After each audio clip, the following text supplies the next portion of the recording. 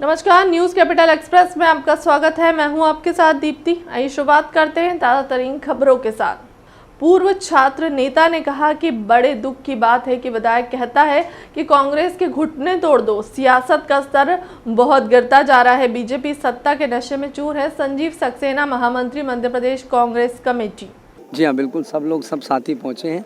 ये बड़ी दुखद बात है कि आज ऐसा पॉलिटिक्स का दौर आ गया है कि जो है दूसरी पार्टी के कार्यकर्ताओं को इस स्वतंत्र भारत में कहीं आने जाने के लिए घुटने तोड़ने की धमकी दी जा रही है। हमारे नेता माननीय दिग्विजय सिंह जी ने कॉल लिया है और हम जो है उसका शांतिपूर्ण तरीके से उनके नेतृत्व में रामधुन करते हुए जो है मार्च कर रहे हैं।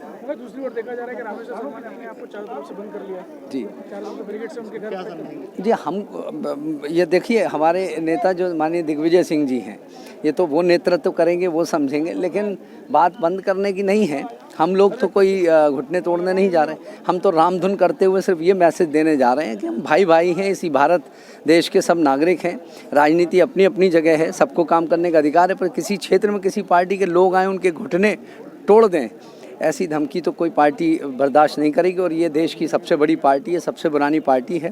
तो हमारे नेता लोगों के नेतृत्व में आज हम एक शांति मार्च और रामधुन का जो है, रामधुन की धुन, भगवान राम की धुन बजाते हुए, और महात्मा गांधी जिन्होंने संदेश दिया कि आपस में भाईचारा रखो, ये सभी का देश है, इसी तरह से ये देश आगे बढ़ेगा।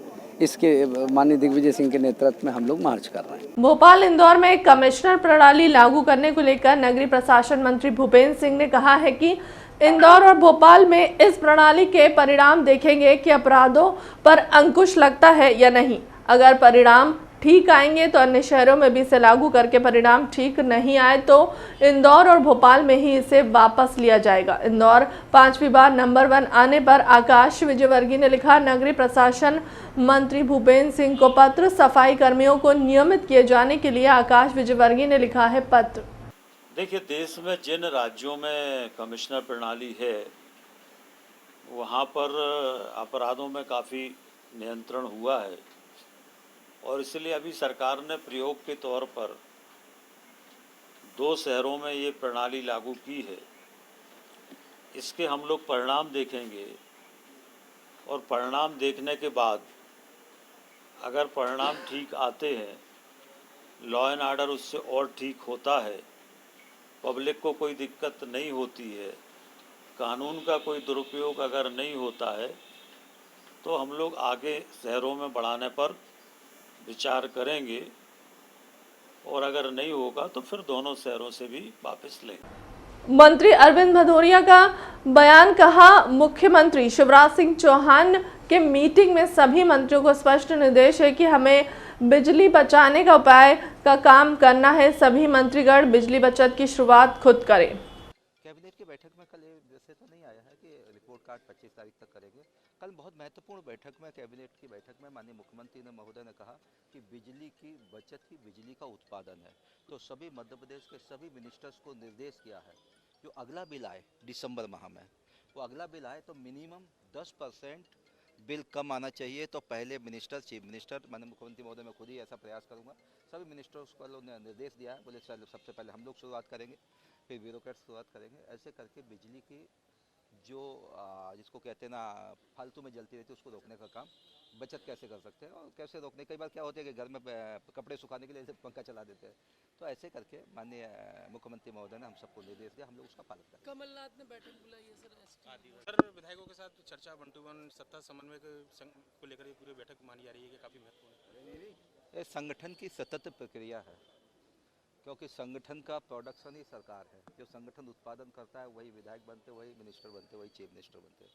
इसलिए संगठन की निरंतर सीख, निरंतर निर्देश, निरंतर चर्चा, संवाद की प्रक्रिया में आज ये बैठक है। माननीय शिव प्रकाश जी हमारे अखिल भारतीय सह संगठन महामंत्री, माननीय मुरलीधर राव जी और हमारे प्रदेश अध्यक्ष जी महामंत्री संगठन मध्य प्रदेश, ये सभी लोग उस बैठक को लेंगे। तो बैठक शुरू होने वाली है, तो उसमें सहजता में सब संवाद होना जरूरी है। तो विभिन्न प्रकार के चक्रीय संवाद होते रहते, कभी जिलाध्यक्षों के साथ, कभी विधायकों के साथ, कभी अन्य पदाधिकारियों के साथ। तो हम लोग संगठन की गति को आगे लेने के लिए दृढ़ संकल्पित हैं। जबलपुर प्रदेश भर में लगातार कोहराम मचाते हुए ऑटो के खिलाफ हाईकोर्ट की फटकार के बाद परिवहन विभाग और यातायात विभाग ने जमीनी स्तर पर कार्रवाई करना शुरू कर दिया है। आज परिवहन विभाग और यातायात विभाग ने संयुक्त रूप से कार्रवाई करते हुए अवैध रूप से बिना परमिट चल रहे ऑटो को जब्त करने की कार्रवाई को अंजाम दिया है। गौरतलब है कि बीते दिन हाईकोर्ट ने ऑटो के खिलाफ लगी जनहित याचिका पर सुनवाई करते हुए सरकार से पूछा था कि वह नहीं कर सकते हो तो किसी अन्य एजेंसी के माध्यम से बेलगाम होते ऑटो पर कार्रवाई कराई जा सकती है। हमारे स्तर पर हमारे ज़िले में तो इस प्रकार का कोई समन्वय की ज़रूरत पड़ी नहीं, क्योंकि हमारे यहाँ कोई ऐसा स्टालवर्ड वहाँ पे आया नहीं। बाकी के ज़िलों में जहाँ कुछ हो रहा है वहाँ की जानकारी मेरे पास नहीं है, क्योंकि आज की तारीख में मेरी भूमिका एक बहुत सीमित क्षेत्र के अंदर है, इसलिए मैं उस पर कोई टिप्पणी नहीं करना चाहता। तो लेकिन सर मन की बात रही है सरकार की ऊपर, क्या आपको भी लगा सर ग्राउंड जीरो पे आपने वर्क किया है, क्या लग रहा है कि इस अफसरशाही का कुछ देखिए, फिर मैंने कहा ना, व्यक्ति व्यक्ति से फ़र्क होता है। जहाँ तक मेरा सवाल है, मेरे ऊपर आज तक कोई अफसर हावी नहीं हुआ, तो इसलिए मेरे को ऐसा नहीं लगता अफसरशाही हावी हो रही है। चाहे मध्य प्रदेश की किसी भी विभाग का कोई भी प्रिंसिपल सेक्रेटरी हो, वो एक टेलीफोन के ऊपर बात सुनता भी है और काम करता भी है। तो यदि मेरे जैसे अदना व्यक्ति का, जो आज की तारीख में मंत्रिमंडल का सदस्य भी नहीं है, उसकी सुनवाई हर विभाग के अंदर हो रही है, तो मैं कैसे कह दूँ कि अफसरशाही हावी है। सर 2020 के बाद इसको आप सामने रखना चाहते हैं? देखिए, हम संगठन के पास शिकायत लेके सरकार की तब जाएं जब सरकार के दरवाजे हमारे लिए बंद हो। हमारे लिए सरकार के दरवाजे कभी बंद नहीं रहे। हमने कड़ी से कड़ी बात भी कहने की कोशिश करी, तो सर मुख्यमंत्री जी ने हो या सरकार ने उसको प्रेम से सहजता के साथ में सुना भी है, उस पर ध्यान भी दिया है और उसके हिसाब से निर्णय भी लिए हैं। इसलिए मेरे को नहीं लगता कि अब मेरे को या कभी भी सरकार की शिकायत संगठन के पास करने की ज़रूरत पड़े या संगठन की शिकायत सरकार के पास करने की ज़रूरत पड़े, क्योंकि मेरे लिए दोनों दरवाजे हमेशा खुले रहे हैं। बाबा ये बात निकल के लेकिन आई, जरूरी नहीं, जरूरी तो हमेशा रहा है, पर आज किसी उस चीज़ की आवश्यकता इसलिए नहीं है कि आज मैं समझता हूँ कि संगठन और सरकार बहुत बेहतरीन समन्वय के साथ में काम कर रही है। तो समन्वय अब जरूरत नहीं है, समन्वय हमेशा रहता है, पर आज बहुत अच्छे समन्वय के साथ में सरकार और संगठन काम कर रही है। जबलपुर प्रदेश भर में लगातार कोहराम मचाते हुए ऑटो के खिलाफ हाईकोर्ट की फटकार के बाद परिवहन विभाग और यातायात विभाग ने जमीनी स्तर पर कार्रवाई करना शुरू कर दिया है। आज परिवहन विभाग और यातायात विभाग ने संयुक्त रूप से कार्रवाई करते हुए अवैध रूप से बिना परमिट चल रहे ऑटो को जब्त करने की कार्रवाई को अंजाम दिया गया। गौरतलब है कि बीते दिन हाईकोर्ट ने ऑटो के खिलाफ लगी जनहित याचिका पर सुनवाई करते हुए सरकार से पूछा था कि वह नहीं कर सकते हो तो किसी अन्य एजेंसी के माध्यम से बेलगाम होते ऑटो पर कार्रवाई कराई जा सकती है। साथ ही हाईकोर्ट ने हर सोमवार कोर्ट में स्टेटस रिपोर्ट पेश करने के भी निर्देश परिवहन विभाग को दिए हैं। इसी के चलते आज परिवहन और यातायात विभाग जमीनी स्तर पर कार्रवाई करते हुए नजर आए। परिवहन विभाग द्वारा अवैध रूप से संचालित ऑटो रिक्शा के विरुद्ध समय समय पर कार्रवाई निरंतर की जाती रही है। हाल ही में माननीय उच्च न्यायालय द्वारा रिट पिटीशन क्रमांक 8/2013 सतीश वर्मा विरुद्ध मध्य प्रदेश शासन की सुनवाई के दौरान निर्देशित किया है कि शहर में न केवल प्रदेश में अवैध रूप से संचालित जो ऑटो रिक्शाज हैं उनके विरुद्ध कार्रवाई की जाए। अतएव परिवहन विभाग द्वारा अवैध रूप से जो ऑटो संचालित हैं उनके विरुद्ध कार्रवाई की जा रही है। इस कार्रवाई में ऑटो चालकों को समझाइश भी दी जा रही है, उन्हें विधिवत और नियम पूर्वक ढंग से ऑटो चलाने के लिए प्रेरित किया जा रहा है, उनकी काउंसलिंग की जा रही है और वाहन को पूर्ण रूप से फिट, पीयूसी, परमिट इत्यादि जो मोटर व्हीकल एक्ट के प्रोविज़न है उनके तहत चलाने की समझाइश दी जा रही है। साथ ही आपराधिक गतिविधियों एवं नशे की प्रवृत्तियों से भी उन्हें दूर रखने के लिए समझाइश दी जा रही है। इसी कार्रवाई के दौरान जो नितांत रूप से अवैध रूप से संचालित हैं 30 ऑटो रिक्शा को जब्त भी किया जा रहा है और उन्हें व्यवस्थित ढंग से समन शुल्क लेकर वैधानिक कार्रवाई की जाएगी और ये कार्रवाई निरंतर जारी रहेगी जब तक कि ऑटो रिक्शाज हैं इनका संचालन व्यवस्थित रूप से न होने लगे, ऑटो चालक सभी नियमों का पालन न करने लगे। सर आज कितने करीब हैं अगर देखा जाए आपके शहर में लगभग बगैर परमिट के जो घूम रहे हैं ऑटो, कितने करीब होंगे लगभग? अभी अब संख्यात्मक रूप से आंकड़ा तो नहीं ज्ञात नहीं है, परिवहन कार्यालय में परीक्षण करूंगा मैं। बड़ी संख्या में अवैध रूप से ऑटो संचालित हैं जिन पर निरंतर कार्रवाई जारी है। शुभ नाम बताएं सर, शुभ नाम, अपना नाम? सुनील शुक्ला, परिवहन आयुक्त। करों सब्जी मंडी बनती जा रही है राजनीति का अखाड़ा। यूनियन के अध्यक्ष यूनिस खान ने गंभीर आरोप लगाते हुए कहा कि मंडी में कोई भी कार्य सही तरीके से नहीं हो पा रहा है। रोड की हालात बुरी तरीके से खराब है जिससे आए दिन हिमालयों के ठेले पलटते रहते हैं। एक बहुत पुरानी टंकी है, उस टंकी को तुड़वाने के लिए कई जगह आवेदन देने के बावजूद भी नहीं टूटी है। उन्होंने आरोप लगाते हुए कहा है कि मंडी में अधिकारियों की मनमानी से काम चल रहा है। इतने गड्ढे हो रहे हैं, इसलिए लोग परेशान हो रहे हैं, आने में इतनी तकलीफ हो रही है, इतनी परेशानी हो रही है कि हम भरा देते हैं। जो अम्मा ले जाता है ठेले बढ़ जाता है। अब बताओ, एक दूसरे लग लोग जाए तो तकलीफ हो जाए, कौन देखभाल कर सकता है? सर जो आप लोग ही नहीं करेंगे तो कौन करेगा बताओ? जो माल का नुकसान होता है वो भी आपको ही भरना पड़ेगा। क्या करेगा मालिक, हम ही भरना पड़ेगा। अब सेठ लोग तो कहता है कि हमने अच्छा माल दिया तो अच्छा माल दो। अब अच्छा माल हम कहाँ लगे देंगे? अब जब गड्ढे में गिर जाएगा, फट जाएगा, टूट जाएगा, मिट जाएगा, उसका हम कहाँ से ला के देंगे बताइए आप? ये हम लोग पैसा ही नहीं है, लोग ही। लेकिन जब लोग रोड सही करवाएंगे तभी तो काम चलेगा, बताइए। यहाँ पे बहुत से आलतू फालतू इधर उधर के हमारे आके बस गए, तो नए जो पुराने हमारे उनको काम करने में बहुत दिक्कत आ रही है।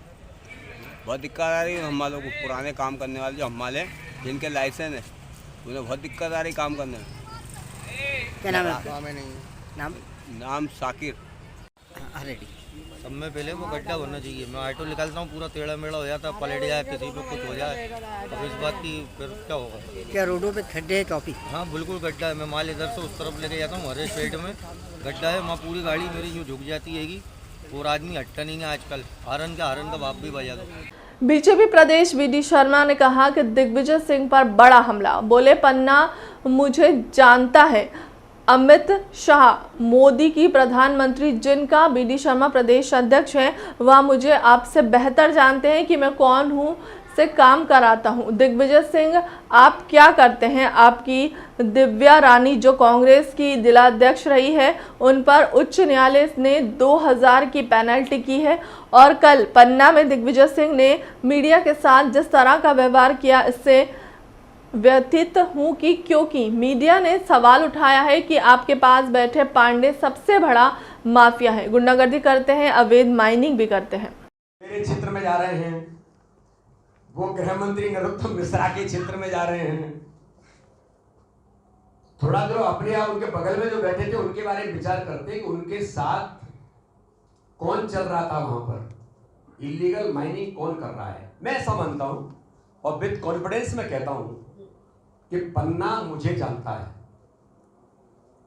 माननीय अमित शाह जी और माननीय नरेंद्र मोदी प्रधानमंत्री जी, बीडी शर्मा उनका प्रदेश का अगर अध्यक्ष है और सांसद है, तो दिग्विजय सिंह जी आपसे ज्यादा बेहतर वो मुझे जानते हैं कि मैं इलीगल माइनिंग करता हूं, कि मैं कौन कौन से काम करता हूं।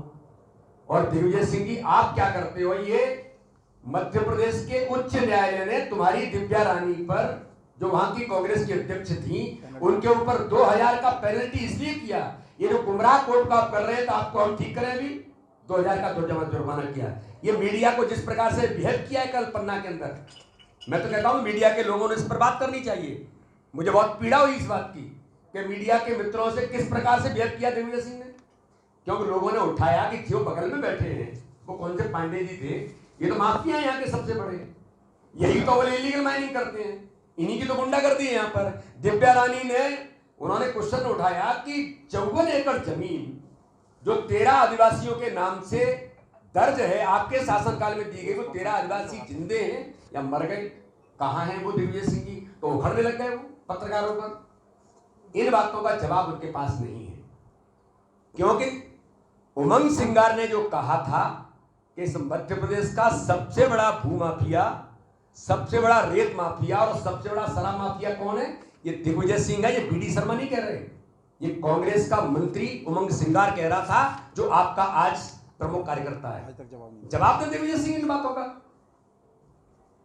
पर मिस्टर बट्टाधार, आपको मध्य प्रदेश का कोना कोना रग रग जानता है, तुम्हारी नौटंकियों से समाज अवगत है, इसलिए हमें कोई चिंता करने की जरूरत नहीं है। वो रामधुन करें, प्रायश्चित करते हुए अपने जीवन को सफल बनाने के लिए, तो बहुत अच्छी बात है।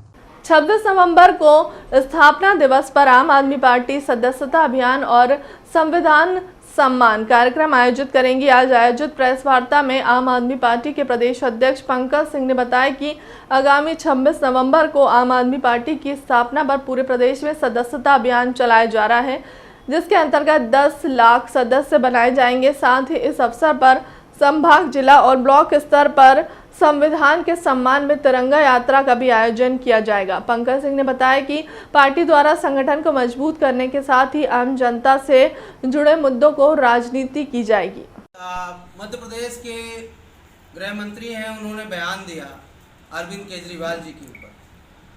वो बयान आप सुनेंगे तो हंसी आती है कि अरविंद केजरीवाल जी का जो काम है वो देश ही नहीं दुनिया में बोल रहा है। उनका जो मॉडल है, मोहल्ला क्लिनिक से लेकर स्कूलों को ठीक करना, किसानों के लिए काम करना, माताएं बहनों के लिए काम करना, उस काम को पूरी दुनिया ने सराहा। ऐसे समय में जो लोग 17-17, 15-15 साल से मंत्री और यहाँ मुख्यमंत्री बने बैठे हैं, उन्होंने प्रदेश का बेड़ा गर्क करके रखा है, वो लोग टीका टिप्पणी कर रहे हैं, वो राजनीति सिखाने का काम कर रहे हैं।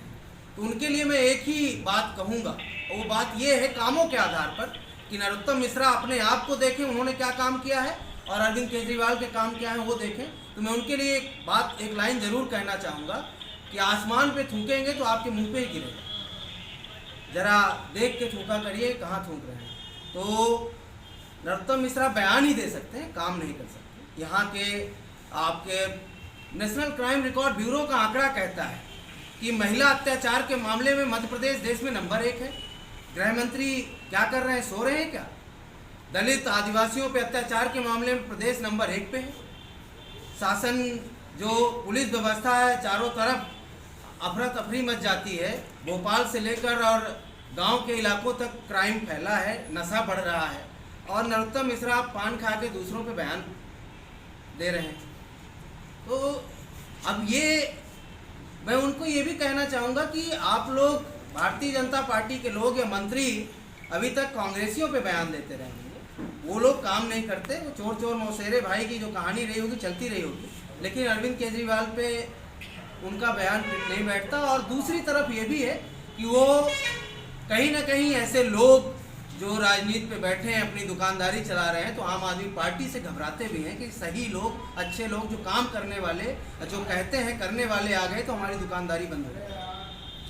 सर, केजरीवाल जी का बयान भी आया आज कि कांग्रेस के कुछ सांसद विधायक मेरे संपर्क में है कि उन तथ्यों को हम लेना नहीं चाहते। तो 2023 में ऐसी परिस्थिति अगर बनती है तो आम आदमी पार्टी किसका समर्थन लेगी? देखिए, अरविंद जी का बयान है, हमारे पार्टी के प्रमुख हैं। स्वाभाविक सी बात है, आम आदमी पार्टी आज देश में तेज़ी से बढ़ती हुई पार्टी है। हम दिल्ली के रास्ते पंजाब, गोवा, गुजरात, उत्तर प्रदेश, उत्तराखंड, मध्य प्रदेश सभी जगह पहुंच रहे हैं। तो कांग्रेसी भी चूंकि उनकी ज़मीन खिसकती दिख रही है, तो काफ़ी लोग संपर्क में हैं। फिलहाल के लिए अब तक की खबरों में इतना ही। देश दुनिया की तमाम बड़ी खबरों के लिए बने रहें न्यूज़ कैपिटल एक्सप्रेस के साथ। नमस्कार।